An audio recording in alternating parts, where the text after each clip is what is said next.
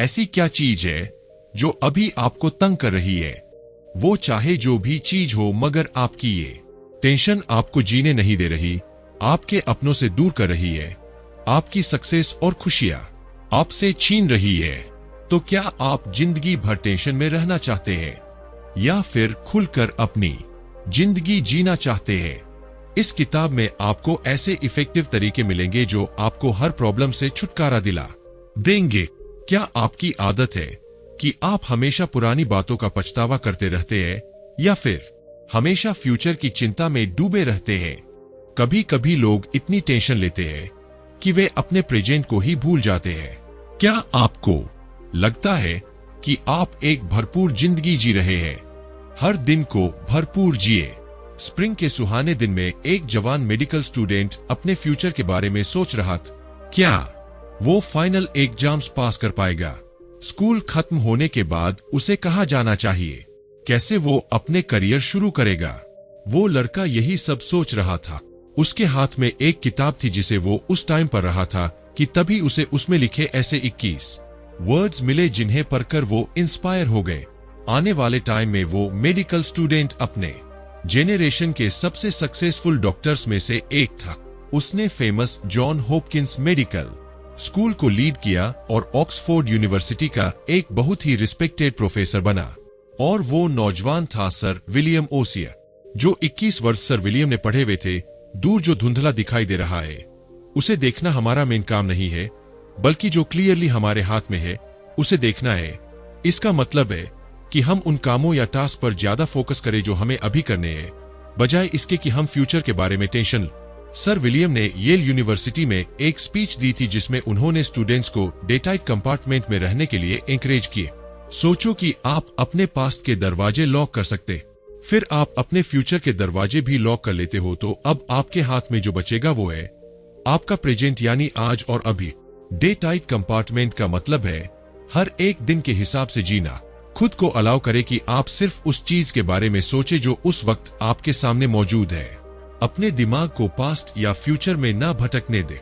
Sir William का ये मतलब नहीं था कि आप फ्यूचर के लिए बिल्कुल भी प्रीपेयर ना, मगर उसको लेकर फिक्र करने के बजाय अपनी सारी एनर्जी आज के टास्क में लगाए तो ज्यादा फायदेमंद है। जो भी करे उसे पूरे दिल से करे, अपना बेस्ट दे, बस यही आपको करना है। फिर तो आपका फ्यूचर बढ़िया होगा ही होगा। रेत सैंड का एक दाना एक टाइम में, एक टास्क एक दिन में हम अपने पास्ट और फ्यूचर के बीच में खड़े रहते हैं। पास्ट एक लंबी हिस्ट्री है और फ्यूचर बहुत बड़ा है। किसी ने इसे नहीं देखा और हो सकता है कि हम इतनी लंबी जिंदगी ना जी पा। तो फिर क्या फायदा कि गुजरे हुए और आने वाले टाइम के बारे में सोच सोच के परेशान। हमें फिक्र करनी चाहिए तो सिर्फ आज की। दिन रात फिक्र करने से बहुत से लोग बीमार भी पड़ जाते हैं। ऐसे लोग नर्वस ब्रेकडाउन या फिर एक्सट्रीम बॉडी पेन के शिकार होते हैं। इससे तो अच्छा है कि उन काम पर ध्यान दिया जाए जो हमें आज करने हैं। सुबह उठने से लेकर रात सोने तक हमें बस अपने आज में जीना चाहिए। इससे नींद भी अच्छी आएगी और आने वाली सुबह भी फ्रेश होगी। मिशिगन की मिसेज E.K. शील्ड्स के सुसाइड करने तक की नौबत आ गई थी कि तभी उन्होंने अपने आज में जीने की इम्पोर्टेंस समझी। अपने पति की मौत के बाद वो गरीबी झेल रही थी और काफी डिप्रेस्ड हो गई थी। मिसेज शील्ड्स किताबें बेचने के अपने पुराने धंधे पर लग गए। उसे लगा काम करने से उनका मन बहल जाएगा, मगर अकेलापन एक बीमारी की तरह होता है जो धीरे धीरे आता है। अकेले खाना, अकेले ड्राइव करना, यही अकेलापन उसे अंदर ही अंदर खा रहा था। ऊपर से कोई स्कूल उसकी किताबें खरीदने को तैयार नहीं था। उसे कहीं भी सक्सेस नजर नहीं आ रही थी। जब जीने की कोई वजह ना लगे तो इंसान टूट जाता है। मिसेज शील्ड्स पूरी तरह होपलेस हो चुकी थी। तंग आकर उसने अपनी जान देने की ठान ली। मिसेज शील्ड्स को कार पेमेंट और रूम रेंट का भी इंतजाम करना था। उसे लगने लगा कि शायद उसे खाने के भी लाले पड़ जाएंगे। अगर बीमार पड़ी तो डॉक्टर की फीस कहाँ से लाएगी। जो एक चीज मिसेज शील्ड्स को सुसाइड करने से रोक रही थी वो ये कि अगर वो मर जाएगी तो उनकी बहन को बेहद दुख होगा और वो बेचारी फ्यूनरल का खर्चा नहीं उठा पाएगी। फिर एक मिसेज शील्ड्स ने एक आर्टिकल देखा। इसे पढ़कर उन्हें जीने की हिम्मत मिली। उस आर्टिकल में लिखा था, समझदार आदमी के लिए हर एक दिन नया होता है। उसने वो आर्टिकल वहां टांग दिया जहां रोज उस पर नजर पड़ सके। उसने अब अपने पास्ट को भूलकर और आने वाले कल की फिक्र छोड़कर जीना सीख लिया था। मिसेज शील्ड्स रोज सुबह उठकर खुद को रिमाइंड कराती थी, आज एक नई जिंदगी की शुरुआत है। मिसेज शील्ड्स अपनी गरीबी और अकेलेपन के डर से बाहर आ पा उसने खुशहाल और पॉजिटिव तरीके से जीना सीख लिया था। उसका हर दिन अब बेहतरीन गुजरने लगा क्योंकि वो बस अपने आज को जीने लगी थी। बस एक बात उसने दिमाग में रखी, समझदार आदमी के लिए हर दिन नई जिंदगी है। हम क्यों अपने प्रेजेंट से दूर भागते हैं? क्यों हम हमेशा फ्यूचर के सुहाने सपने देखते हैं और आज की खुशियों को नजरअंदाज कर देते हैं? जब हम बच्चे थे तो जल्दी से बड़े होना चाहते थे और जब बड़े हो जाते हैं तो शादी करने के सपने देखते हैं। फिर एक दिन हमारी शादी भी हो जाती है, तब हम रिटायरमेंट के सपने देखने लगते हैं और जब फाइनली रिटायरमेंट का दिन आता है तो हमें महसूस होता है कि हमने कितना कुछ खो दिया। जिंदगी जिसे हम देर से समझते हैं, दरअसल हर दिन हर पल को जीने का नाम है। एक पुरानी रोमन कहावत है, कार्पे डियम, जिसका मतलब है दिन को भरपूर जियो। आप अपनी जिंदगी के चाहे किस मोड़ पर हो, इसे एंजॉय करो, इसे जिए। जिंदगी में जो भी मिला है उसे सराहो, ना पास्ट की फिक्र करो ना फ्यूचर की, बस उस पर फोकस करो जो आज करना है, क्योंकि पास्ट आपको बस उदास करेगा। जो भी बुरी यादें हैं, रिग्रेट्स है, उन सबको पीछे छोड़ दो। जो हो गया उसे भूल जाओ। और जहां तक फ्यूचर की बात है तो आने वाले कल में कई बातें हो सकती है। आपके फिक्र करने से कुछ होने वाला नहीं, जो होना है वो तो होकर रहेगा। आज के बारे में सोचे, आज आपके क्या टास्क है? अभी इस वक्त आप कहाँ है? अपने आज को अप्रिशिएट करे। हर रोज एक जिंदगी जी, जो 24 घंटे आपको मिले हैं, सिर्फ उन पर फोकस करे और ये देखे कि इन 24 घंटों को आप कैसे बेहतरीन बना सकते हैं। क्या आप ये 24 घंटे सिर्फ टेंशन में गुजारेंगे या फिर इन्हें आप अपने करियर, अपने करीबी लोगों और जिंदगी की खुशियों को एप्रिशिएट करने में बिताएंगे? आप देखेंगे कि कैसे हर एक दिन भरपूर जीकर आपको जिंदगी से कितना कुछ मिल सकता है। आप हर पल का मजा लेंगे और अपने हर टास्क पर फोकस कर पाएंगे। जैसा कि सर विलियम ने कहा है, जितनी भी सक्सेस मुझे मिली है उसका सारा क्रेडिट मैं फ्यूचर की फिक्र छोड़कर अपने आज के टास्क को पूरा करने की पावर और अपना बेहतरीन करने की कोशिश को देता हूँ। अपनी पत्नी को बर्तन साफ करता देख मैं बेफिक्र जिंदगी जीना सीख गए। महान विलियम वुड पेट के जानलेवा दर्द से परेशान रहते थे। उन्हें इतना दर्द होता था कि वो रात में सो नहीं पाते थे। उनके पिता की स्टमक कैंसर से मौत हुई थी। महान वुड को लगता था कि उन्हें भी शायद यही बीमारी है। विलियम वुड अपना चेकअप करवाने हॉस्पिटल गए। एक स्पेशलिस्ट ने उनका एग्जामिन किए। डॉक्टर ने उन्हें बताया कि उनके स्टमक का एक्सरे एकदम क्लियर है। उसने उन्हें कुछ दवाइयां लिख के दी जिससे उन्हें आराम आ जाए और चैन से सो सके। डॉक्टर ने यह भी कहा उनके स्टमक पेन की वजह उनका इमोशनल स्ट्रेस है। महान विलियम वुड बहुत बिजी रहते थे। उन पर हमेशा अपने टास्क फिनिश करने की धुन रहती थी जिसे वो आराम नहीं कर पाते थे। वे हमेशा जल्दी में रहते थे और एंग्शियस और टेंस फील करते थे। एक वक्त में उनके दिमाग में 1000 बातें आती थी। फिर उन्होंने अपने डॉक्टर की एडवाइस फॉलो करनी शुरू कर दी। उन्होंने हर जिम्मेदारी अपने सर लेने की आदत छोड़ दी और अब वे हर मंडे रेस्ट करने लगे थे। एक दिन वे अपनी डेस्क साफ कर रहे थे जिसमें उन्हें कुछ ऐसे नोट्स और इम्पोर्टेंट पेपर मिले जो अब काम के नहीं थे। एक एक करके विलियम ने वो सारे पेपर डस्टबिन में फेंक दिए। तभी उन्हें एक आइडिया आया कि जैसे वे वेस्ट पेपर डस्टबिन में फेंक रहे हैं, उसी तरह बीते हुए कल की हर प्रॉब्लम को तोड़ मरोड़ कर अपनी जिंदगी से बाहर फेंका जा सकता है। अपने पास्ट का बर्डन लेकर चलने का कोई फायदा नहीं है। अच्छा होगा कि उसे भी किसी रद्दी पेपर की तरह फेंक दिया जा। एक दूसरे मौके पर विलियम वुड ने देखा कि उनकी पत्नी बर्तन साफ करते हुए कुछ गा रही थी। उन्होंने खुद से कहा, देख बिल, तुम्हारी बीवी कितनी खुश लग रही है। हमारी शादी को 18 साल हो गए हैं और वो इतने सालों से बर्तन धो रही है। विलियम ने सोचा अगर उनकी बीवी को पहले ही पता होता कि शादी करने के बाद उसे इतने सालों तक बर्तन धोने पड़ेंगे तो वो शायद कभी उनसे शादी के लिए हाँ नहीं करती। महान विलियम वुड को रियलाइज हुआ कि उनकी बीवी को ये काम जरा भी बुरा नहीं लगता, क्योंकि वो हर रोज के हिसाब से बर्तन धोती है। उसके कल के गंदे होने वाले बर्तनों की फिक्र आज नहीं है, और ना ही वो उन बर्तनों के बारे में सोचती है जो उसने कल साफ किए थे। उन्हें समझ आ गया कि उनकी बीमारी की वजह यही है कि वे हर काम तुरंत पूरा करने की कोशिश में लगे रहते हैं। वो दरअसल कोशिश कर रहे थे कि आज के बर्तन, पिछले दिन के बर्तन और आने वाले कल के बर्तन जो अभी गंदे भी नहीं हुए, उन सबको वे आज ही साफ कर ले, किसी भी सूरत में। और यही विलियम वुड की सबसे बड़ी गलती थी जो उन्हें रियलाइज हुई। वे दूसरों को हमेशा सही ढंग से जीने की नसीहत देते थे मगर खुद अमल करना भूल गए थे। महान विलियम वुड ने जब अपना रूटीन चेंज किया तो उन्हें नींद भी बढ़िया आने लगी और उनका स्टमक पेन भी गायब हो गया था। ये याद रखे कि हर दिन को उस दिन के हिसाब से जिए, क्योंकि जब आप बीते हुए और आने वाले टाइम का बर्डन लेकर चलेंगे तो होगा कुछ नहीं, बस आपकी बॉडी सफर करेगी और लास्ट में आपके हाथ कुछ नहीं लगने वाला। वक्त हर चीज का मरहम है। लुइस मोंटेन जूनियर को लगता था कि उन्होंने अपनी जिंदगी के 10 साल खो दिए और वो वक्त था उनकी 18 से 28 की उम्र का। लुइस को ऐसा इसलिए लगता था क्योंकि वे तब हर चीज की फिक्र करते थे, अपनी जॉब, परिवार, हेल्थ और कई तरह की इनसिक्योरिटी उन्हें थी।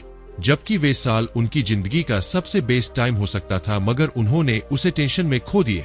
लुइस नए लोगों से मिलने से कतराते थे, उन्हें एक तरह का इंफीरियरिटी कॉम्प्लेक्स था।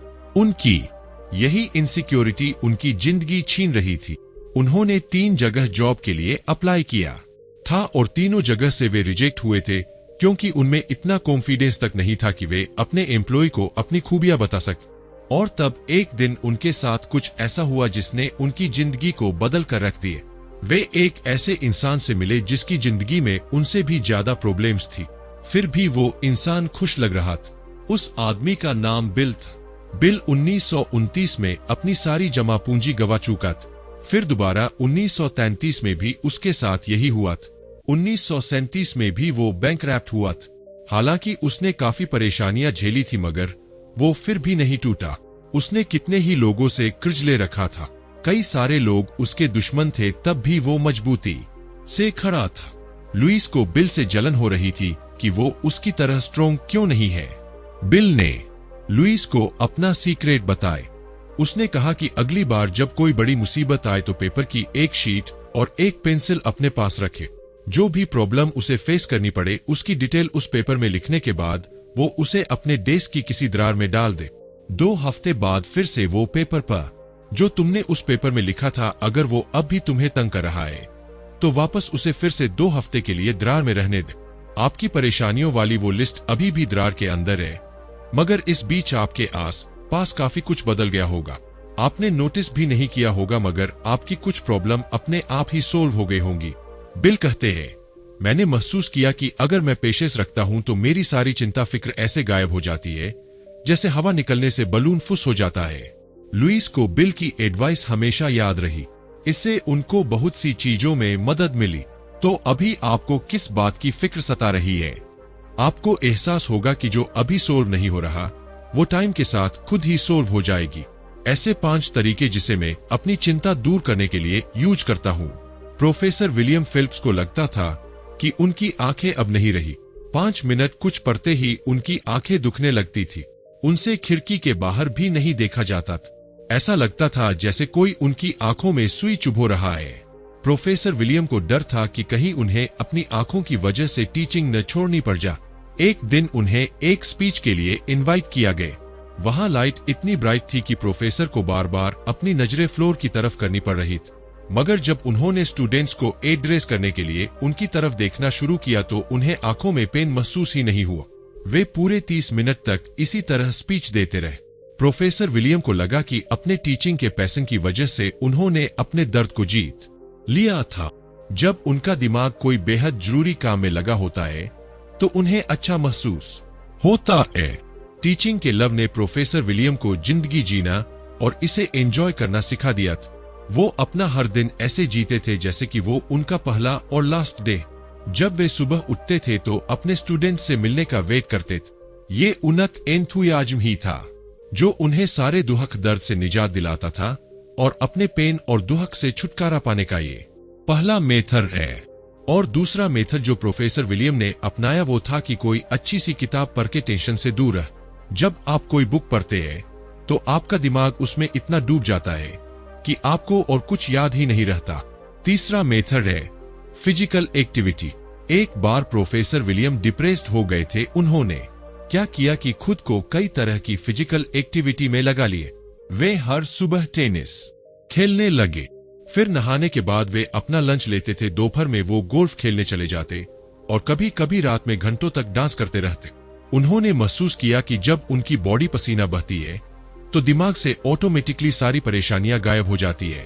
चौथा मेथड है खुद को किसी भी तरह के प्रेशर और जल्दबाजी से दूर रखे। प्रोफेसर विलियम को कनेक्टिकट के फॉर्मर गवर्नर विल्बुर क्रॉस से एक एडवाइस मिली। मिस्टर क्रॉस ने उन्हें बताया, कई बार मुझे एक ही साथ में कई सारे काम करने होते हैं जिससे मैं प्रेशर में आ जाता हूं। तब उस वक्त में क्या करता हूं कि रिलैक्स बैठकर बस अपना पाइप पीता रहता हूं और कुछ नहीं। टेंशन भगाने का प्रोफेसर विलियम का पांचवा और लास्ट मेथड है ये याद रखना कि टाइम और पेशेंस हर प्रॉब्लम को सोल्व कर देता है। कोई भी मुश्किल आए वे उसे एक अलग सोच के साथ देखते हैं। प्रोफेसर विलियम खुद से कहते हैं, 2 महीने हो जाने दो, फिर इसकी परवाह नहीं करूंगा तो अभी क्यों करूं। एक बार में एक काम। भले आदमी एक बार पेनिसिल्वेनिया के एक हंटिंग क्लब में एक बूढ़ा तोता था। उसका पिंजरा दरवाजे के साथ लटका रखता था। जब भी कोई वहां आता तो तोता ये बोलता था, एक बार में एक काम करो भले आदमी। वो बूढ़ा तोता बस यही रटता रहता था क्योंकि उसे यही सिखाया गया था। कहने का मतलब है कि आप पर चाहे जितनी भी रिस्पॉन्सिबिलिटी हो फिर भी काल्म और कंपोजर रहने की कोशिश करें। एक एक करके ही अपनी हर रिस्पॉन्सिबिलिटी पूरी करें। कैसे? जॉन डी रॉकफेलर 45 सालों तक उधार की जिंदगी जीते रहे। 33 की उम्र में John D Rockefeller sir Millionaire बन गए। जब वे 43 के हुए उस वक्त तक उनकी company Stanford oil largest monopoly company बन चुकी थी, मगर 53 साल के होते होते उनकी बिजनेस धीमा पड़ने लगा था। जॉन डी अपने जीवन की ऊंचाइयों को छू लेते मगर उनकी हेल्थ गिरने लगी थी। डॉक्टर के हिसाब से ऐसा उनकी लाइफस्टाइल की वजह से हुआ था। जॉन डी अपने बिजनेस की दिन रात फिक्र किया करते थे। उनके बाल गिरने लगे थे, वे टकले हो गए थे। कभी वे एक स्ट्रोंग इंसान हुआ करते थे मगर अब काफी कमजोर हो गए थे। उनकी स्किन भी अब स्किन पीली पड़ गई थी। जॉन डी के पास जरा भी फुर्सत नहीं होती थी। किसी भी शौक या आराम के लिए उनके पास वक्त ही नहीं था। बस पैसा कमाना ही उनका मकसद बन गया था, जिसकी वजह से हर टाइम प्रेशर और टेंशन में रहते थे। जॉन डी हमेशा खुद को ये रिमाइंड कराते कि शायद उनकी सक्सेस टेम्पररी थी।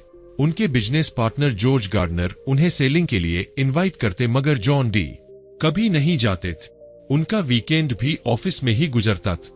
वो हंसना भूल गए थे, सबको उनसे डरते थे। जॉन डी किसी की भी अच्छाई नहीं देखते थे और एक दिन वो भी आया जब उनकी मोनोपोली फेल हो गए। उनके राइवल्स पूरी पावर से वापस आ गए थे।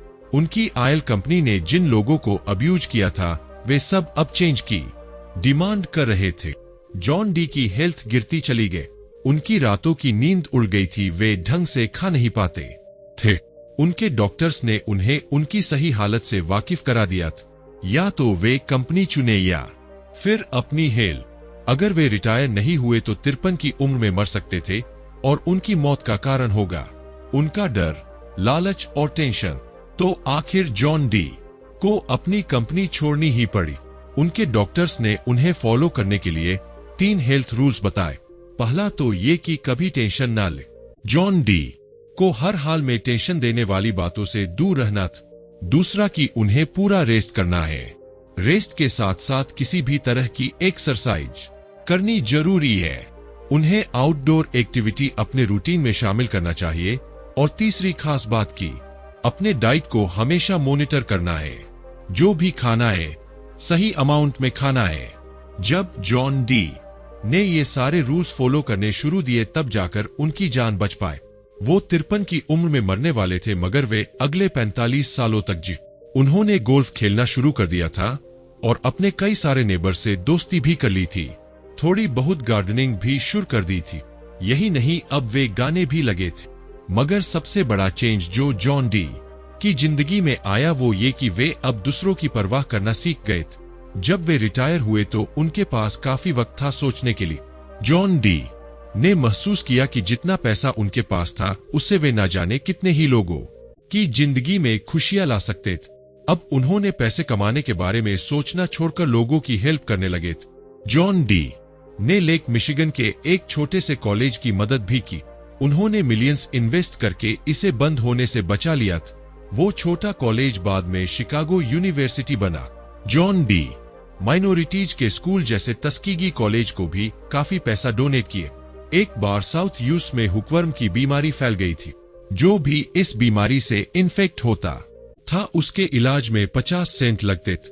जॉन डी ने इस बीमारी से लोगों को बचाने के लिए एक ही बार में मिलियंस डोनेट कर दिए ताकि इस बीमारी को से एक बार में ही हमेशा के लिए छुटकारा पाया जा सके, और यही से रॉकफेलर फाउंडेशन की शुरुआत हुई। आज रॉकफेलर वर्ल्ड वाइड ऑर्गेनाइजेशन बन गया है जिसका एम है बीमारियों और जानकारी के अभाव से लड़ना। रॉकफेलर ने कई रिसर्च के लिए फंडिंग भी की है। जॉन डी की हेल्प की वजह से ही साइंटिस्ट मिरेकल ड्रग पेनिसिलिन बनाने में कामयाब हो पाए। ह्यूमैनिटी को इन्फ्लुएंजा, मलेरिया और ट्यूबरकुलोसिस जैसे बीमारियों से बचाकर उसकी प्रोग्रेस में रॉकफेलर फाउंडेशन ने काफी मदद की है। जॉन डी ने अपना सारा पैसा डोनेट कर दिए। उनकी company Stanford oil company court cases हार गई थी जिसकी वजह से उन्हें कई मिलियंस का नुकसान भी हुआ। मगर जैसा कई लोगों को लगा कि वे टूटकर बिकार जाएंगे, मगर ऐसा नहीं हुआ। जॉन डी अब अपनी जिंदगी से खुश थे। जॉन डी ने अब बेवजह फिक्र करना छोड़ दिया था। इन्होंने जीना सीख लिया था और वे पूरे 98 सालों तक जी। इस किताब की आखिरी बात यह है कि हमें अपने जीवन में चिंता और डर से बाहर निकलकर खुशहाल और संतुलित जीवन जीना सीखना चाहिए। डेल कार्नेगी ने इस किताब में हमें कई व्यावहारिक टिप्स दिए हैं, जैसे अपने जीवन को छोटे छोटे हिस्सों में बांटना, वर्तमान में जीना और खुद को व्यस्त रखना। जब हम इन सुझावों को अपनाते हैं तो हम चिंता को कम कर सकते हैं और अपने जीवन में शांति और खुशी पा सकते हैं।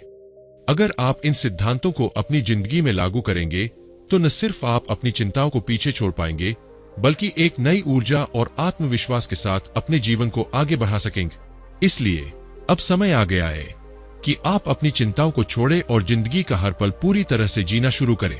तो दोस्तों, अगर आपको ये वीडियो पसंद आया हो तो इसे लाइक करें, शेयर करें और हमारे चैनल ऑडियो बुक्स ARC को सब्सक्राइब करना न भूलें, ताकि आपको और भी ऐसी प्रेरणादायक किताबों के सारांश मिलते रहे। धन्यवाद।